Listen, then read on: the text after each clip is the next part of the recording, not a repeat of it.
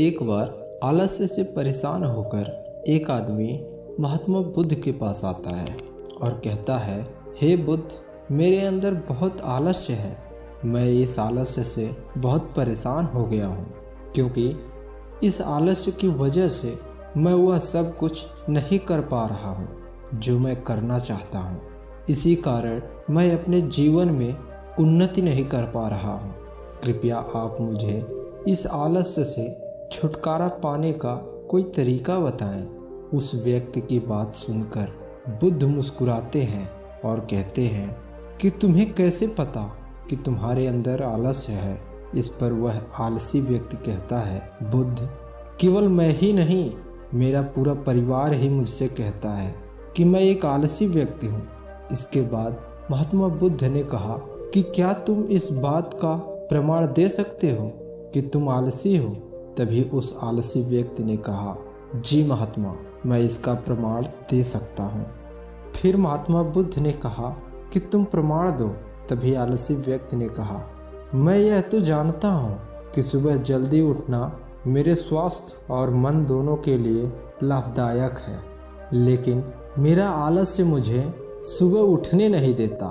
तभी महात्मा बुद्ध ने कहा, अच्छा, परंतु क्या तुम्हें पता है कि आलस्य होता क्या है?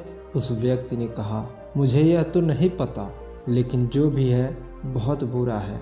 तभी महात्मा बुद्ध ने कहा कि आलस्य एक मानसिक अवस्था है, एक भाव है, एक विचार है, जिसे जाने अनजाने में हम इंसान अपने अंदर खुद ही पैदा करते हैं। आलसी व्यक्ति ने फिर पूछा, परंतु वह कैसे बुद्ध? महात्मा बुद्ध ने कहा, पहले तुम यह समझो कि मेरे भीतर आलस्य दो कारणों से होता है। पहला कारण शारीरिक और दूसरा कारण है मानसिक।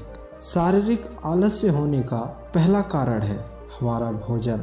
जब हम कोई ऐसा भोजन ग्रहण करते हैं जिसमें खुद में जीवन न हो, तो वह भोजन हमारे शरीर के लिए बोझ बन जाता है और ऐसा भोजन हमारे अंदर आलस्य पैदा करता है, क्योंकि हमारा शरीर भोजन से मिलने वाली ऊर्जा के सहारे चलता है और फिर हम इसे जैसा भोजन देते हैं वैसी ही ऊर्जा हमारे शरीर को प्राप्त होती है।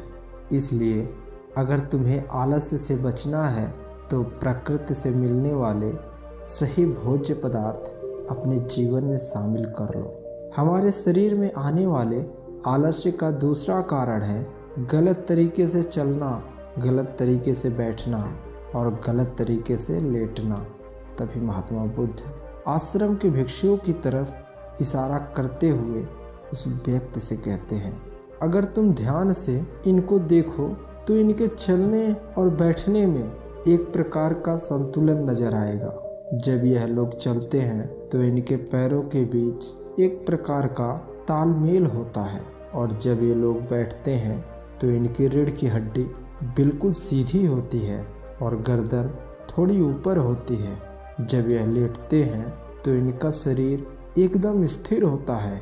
इनके शरीर के किसी भी अंग पर कोई भी तनाव नहीं होता है, जिससे यह गहरी नींद ले पाते हैं। तभी उस व्यक्ति ने कहा, बुद्ध, क्या पर्याप्त नींद लेना भी उतना ही जरूरी है? इस पर बुद्ध ने कहा, हाँ, बिल्कुल जरूरी है, ना कम ना ही ज़्यादा। हमेशा पर्याप्त मात्रा में सोना हमारे स्वास्थ्य के लिए लाभदायक होता है। अगर तुम आज रात पर्याप्त नींद नहीं लेते हो तो तुम्हारा कल का पूरा दिन थकान और आलस्य से भरा होगा। बुद्ध ने कहा, हमारे शरीर में आने वाले आलस्य का तीसरा कारण है सुबह जल्दी न उठना। इस पर उस व्यक्ति ने कहा, हाँ बुद्ध, मैं तो सुबह जल्दी उठ ही नहीं पाता। उस व्यक्ति की बात सुनकर बुद्ध बोले कि तुम तब उठ पाओगे जब तुम रात में जल्दी सो जाओगे। तभी उन्होंने फिर से आश्रम के भिक्षुओं की ओर इशारा करते हुए कहा, इन भिक्षुओं को देखो, इन्होंने रात्रि को अपने सोने का समय निश्चित कर रखा है और यही कारण है कि यह प्रातःकाल जल्दी उठने में सक्षम हो पाते हैं। हर एक भिक्षु को अनुशासन का पालन करना होता है और यही अनुशासन इनके जीवन में संतुलन लाता है। महात्मा बुद्ध कहते हैं कि कुछ लोग अनुशासन को एक बंधन समझते हैं। उन्हें लगता है कि अनुशासन उनको बांधता है, लेकिन सच्चाई यह नहीं है। अनुशासन हमें बांधता नहीं है, बल्कि हमें स्वतंत्र करता है। इसलिए अगर तुम शारीरिक स्तर पर आलस्य से छुटकारा पाना चाहते हो तो खुद को अनुशासन में डालना सीखो और एक निश्चित दिनचर्या का पालन करो। उस आलसी व्यक्ति ने कहा, परंतु बुद्ध, शुरुआत कहाँ से करें? सही तरीके से बैठने से या फिर जल्दी सोकर उठने से? इस पर महात्मा बुद्ध बोले, शुरुआत अभी से करो। जो भी तुम इस समय कर रहे हो उसे पूरे ध्यान से करो। पहले तुम अपने मन के आलस्य को समझो। महात्मा बुद्ध ने कहा, हमारे अंदर आने वाले मानसिक आलस्य का पहला कारण है हमारी पुरानी गलत धारणाएं। जब हम किसी काम के लिए खुद को काबिल नहीं समझते तब हमारे भीतर आलस्य पैदा होता है।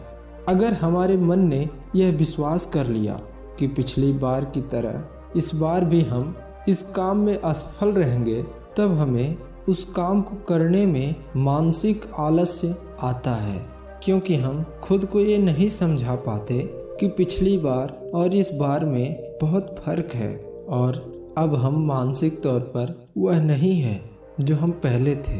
पिछली बार की हार से हमने बहुत कुछ सीख लिया है।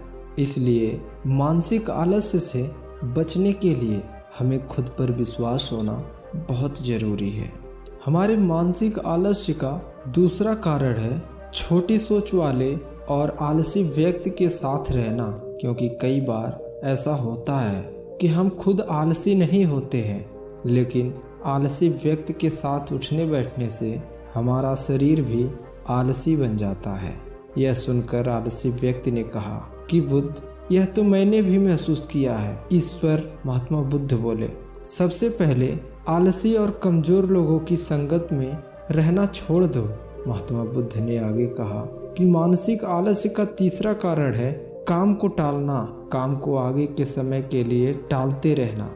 मानसिक आलस्य और तनाव का सबसे बड़ा कारण है। शुरुआत में तो हमें इसका पता ही नहीं चलता, लेकिन धीरे धीरे यह आदत हमारे अंदर घर कर जाती है और यह अकेली आदत ही किसी भी इंसान की जिंदगी बर्बाद करने के लिए काफ़ी है। इसलिए जिस काम को आज किया जा सकता है उसे कल पर कभी न टालें। महात्मा बुद्ध ने आगे कहा, मानसिक आलस्य का चौथा कारण है लक्ष्य का स्पष्ट न होना। मानो कि तुम किसी बड़े से बड़े रेगिस्तान में फंस चुके हो और तुम्हें जोरों की प्यास लगी है, तो तुम क्या करोगे? तब उस आलसी व्यक्ति ने कहा, मैं पानी की खोज करूंगा। महात्मा बुद्ध ने पूछा, अगर तुम्हें पानी न मिले तब तुम क्या करोगे? आलसी व्यक्ति बोला, मैं तब भी प्रयास करता रहूंगा, क्योंकि मेरे पास और कोई रास्ता ही नहीं होगा। इसके बाद बुद्ध मुस्कुराते हुए बोले कि किसी इंसान को आलस्य तब घेरता है जब उसके पास कोई स्पष्ट लक्ष्य न हो या फिर उसके पास बहुत सारे विकल्प हो। इसलिए जिंदगी में एक स्पष्ट लक्ष्य का होना बहुत आवश्यक है।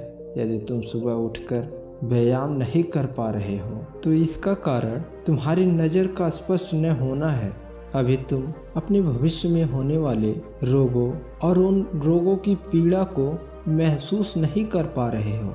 महात्मा बुद्ध आगे कहते हैं कि हमारे मन के भीतर आने वाली आलस्य का पांचवा कारण है किसी भी काम को करने की बड़ी वजह का ना होना। मान लो कि तुम बहुत से कीमती जेवर लेकर एक सुनसान रास्ते से गुजर रहे हो और तुम चलते चलते बहुत थक चुके हो और तुम्हारा बैठने का मन कर रहा हो। तुम एक बड़े पेड़ के नीचे आराम करने बैठ जाते हो और बैठने के तुरंत बाद तुमने देखा कि दूर से कुछ डाकू तुम्हारी तरफ भागे आ रहे हैं। तो क्या ऐसी परिस्थिति में भी तुम्हारा आलस्य तुम्हें भागने से रोक सकेगा? नहीं ना, क्योंकि तुम्हारा आलस्य तुम्हें सिर्फ उन्हीं कामों को करने के लिए रोकता है जिसके लिए तुम्हारे पास कोई बड़ी वजह न हो। तभी महात्मा बुद्ध की बात सुनकर वह आलसी व्यक्ति बुद्ध के चरणों में गिर जाता है और बुद्ध से कहता है, आपका बहुत बहुत धन्यवाद, क्योंकि अब मुझे आलस्य का सारा खेल समझ में आ चुका है महात्मा बुद्ध कहते हैं कि मेरी बात हमेशा याद रखना, जहाँ स्पष्ट लक्ष्य और काम करने की बड़ी वजह हो वहाँ आलस्य हो ही नहीं सकता।